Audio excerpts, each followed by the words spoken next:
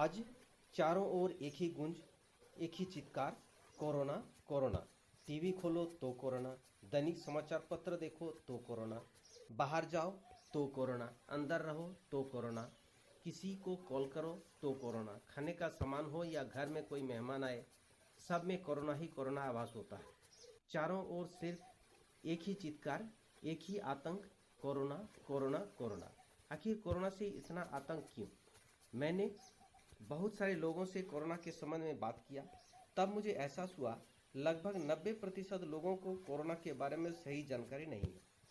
तब हमें लगा इसके बारे में सही जानकारी ना होना भी आतंक का एक कारण है। इस आतंक से निजात पाने के लिए पहले हमें विषाणु यानी वायरस के बारे में जानना अत्यंत आवश्यक है।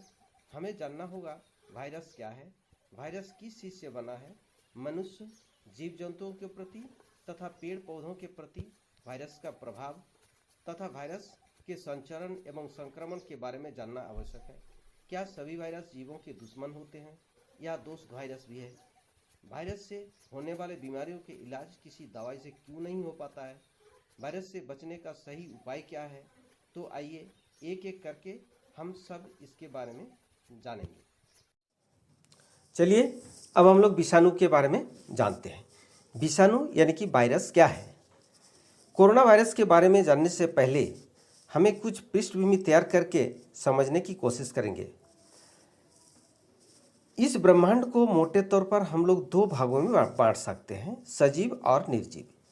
निर्जीव वह पदार्थ है जो गति नहीं करता है, बढ़ता नहीं है, पोषण नहीं करता है, शोषण नहीं करता है, प्रजनन एवं उत्सर्जन नहीं करता है, जैसे खनिज लवण, खनिज पदार्थ, धातु, अधातु आदि आदि। और सजीव उसे कहते हैं जिसमें उपरोक्त सभी जैव प्रक्रम पाया जाता है, जैसे जीव जंतु और पेड़ पौधे। परंतु वायरस सजीव और निर्जीव के मध्य की कड़ी है, क्योंकि वायरस यानी कि विषाणु न तो निर्जीव होते हैं और न ही सजीव, अर्थात सजीव के बाहर निर्जीव अवस्था में रहते हैं और जैसे ही किसी पोषक के शरीर के अंदर जाता है जीवित होकर तेजी से वंश वृद्धि करने लगता है। इस प्रकार हम वायरस को निर्जीव कह सकते हैं और न ही सजीव। अर्थात विषाणु अकशेकिय सूक्ष्म जीव है जो केवल उच्च क्षमता वाले इलेक्ट्रॉन माइक्रोस्कोप के बिना हम लोग देख नहीं सकते हैं। ध्यान से सुने, वायरस केवल और केवल जीवित कोशिका में ही वंश वृद्धि कर सकता है। यह एक विशेष प्रकार के रसायन नाभिकीय अम्ल अर्थात न्यूक्लिक एसिड और प्रोटीन से मिलकर बना होता है। इसलिए यह शरीर के बाहर तो मृत समान होते हैं परंतु शरीर के अंदर जीवित हो जाते हैं। ध्यान रहे, एक विषाणु बिना किसी सजीव माध्यम से पुनरुत्थान यानी कि पुनरुत्पादन नहीं कर सकता है।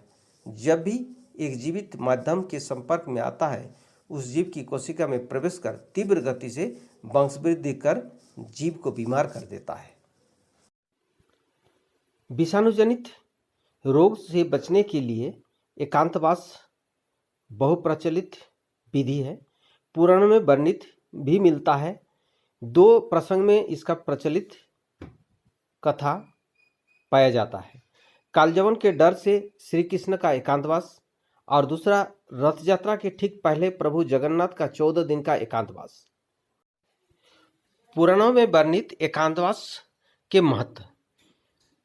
पूरा विश्व आज एक अभूतपूर्व संकट से गुजर रहा है। संकट एक अति सूक्ष्म विषाणु जनित है जो महादैत्य के भांति पूरी मानवता को निगल जाने की आतुर जान पड़ता है।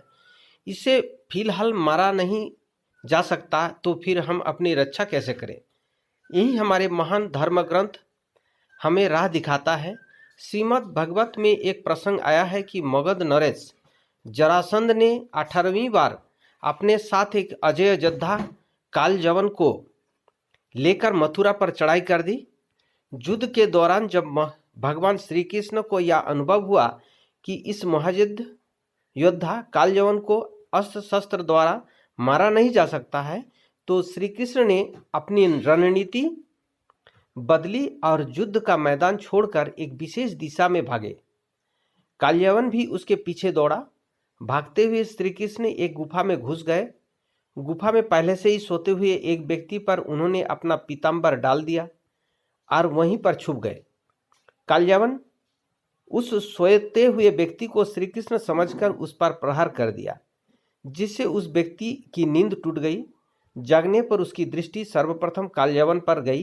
कालयावन वहीं भस्मीभूत हो गए। दरअसल वह व्यक्ति राजा मुकुंद थे, जिन्होंने देवराज इंद्र से दीर्घ निद्रा का आशीर्वाद मिला हुआ था। साथ ही यह वरदान भी था, जो भी उसका निद्रा भंग करेगा वह भस्म हो जाएगा। उक्त कथा का यदि हम वर्तमान परिप्रेक्ष्य में मनन करें तो पाएंगे कि कोरोना वायरस भी उस कालयावन की भांति है, जो इस समय असाध्य है, किंतु इससे राजा मुकुंद की तरह एकांतवास आइसोलेशन द्वारा अथवा श्री कृष्ण की तरह रणनीति रूप से छुपकर खत्म किया जा सकता है। अकस्मात प्रकट हुए इस दुश्मन का मुकाबला हम आमने सामने के युद्ध से नहीं कर सकते। हमें भी अपनी अपनी गुफाओं में अर्थात घरों में छुप जाना होगा। धैर्य से काम लें और अपने पुरखों के बताए हुए गूढ़ रहस्यों को समझें। कोरोना बहुत ही स्वाभिमानी और आत्मसम्मान से भरा हुआ वायरस है। वह तब तक आपके घर नहीं आएगा जब तक आप उसे लेने खुद बाहर नहीं जाएंगे। देश हित में घर में रहे, स्वस्थ रहे, कोरोना को लाने बाहर न निकले। सर्वे भवन्तु सुखिनम, सर्वे सन्तु निरामया। अदृश्य दुश्मन कोविड-19 नोवेल कोरोना वायरस के बारे में अधिक जानकारी के लिए कमेंट्स जरूर करें। इस प्रकार के महत्वपूर्ण एवं उपयोगी वीडियो तुरंत पाने के लिए चैनल को सब्सक्राइब करें और ऑल नोटिफिकेशन बेल आइकन को जरूर दबाएं। वीडियो को अपने परिवार वालों और दोस्तों को शेयर जरूर करें। वीडियो देखने के लिए धन्यवाद।